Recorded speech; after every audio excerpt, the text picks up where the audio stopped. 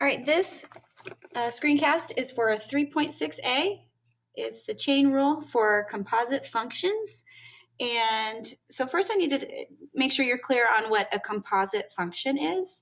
So when it says functions within functions, so for instance, here on the left, I have the quantity x plus 2 all squared.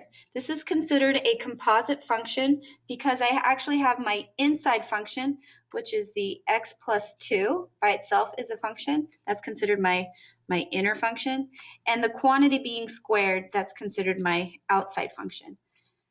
Another example, if I have the sine of x plus 3, well, my inside function, the x plus 3, that's 1. And then the whole outside, which is the sign of with the parentheses, that's considered my outside function. So those are my two functions there. Another one, if I had a radical, the square root of x squared plus 3 has the inside function of x squared plus 3.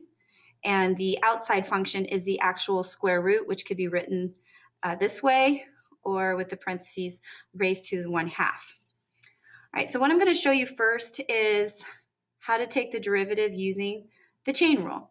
Now on the left-hand side, I have it written just like we've been seeing them. So if I wanted to take the derivative of y equals 6x minus 10, the derivative would be, 6x, so the derivative is just 6, and the derivative of negative 10 is just 0, so the derivative is 6.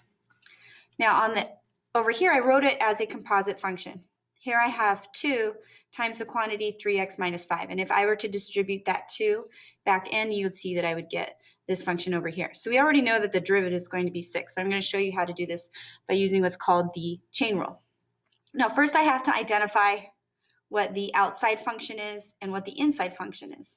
So my inner function here, I'm going to let this inside piece, the 3x minus 5, I'm going to let that be a u. So I'm going to say my inside function, which I'm calling u, is 3x minus 5.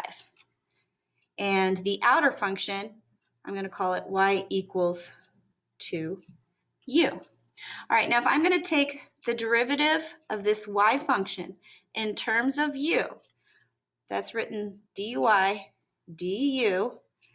Well, the derivative of 2u is just a 2.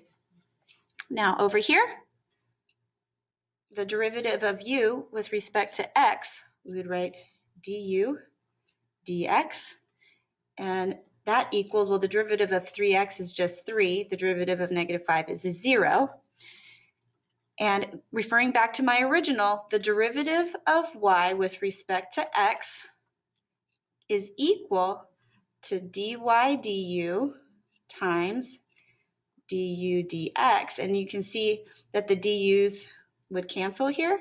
So if I just substitute back in what each of these pieces equal, I get that dy dx equals 2 times 3, which equals 6, which matches.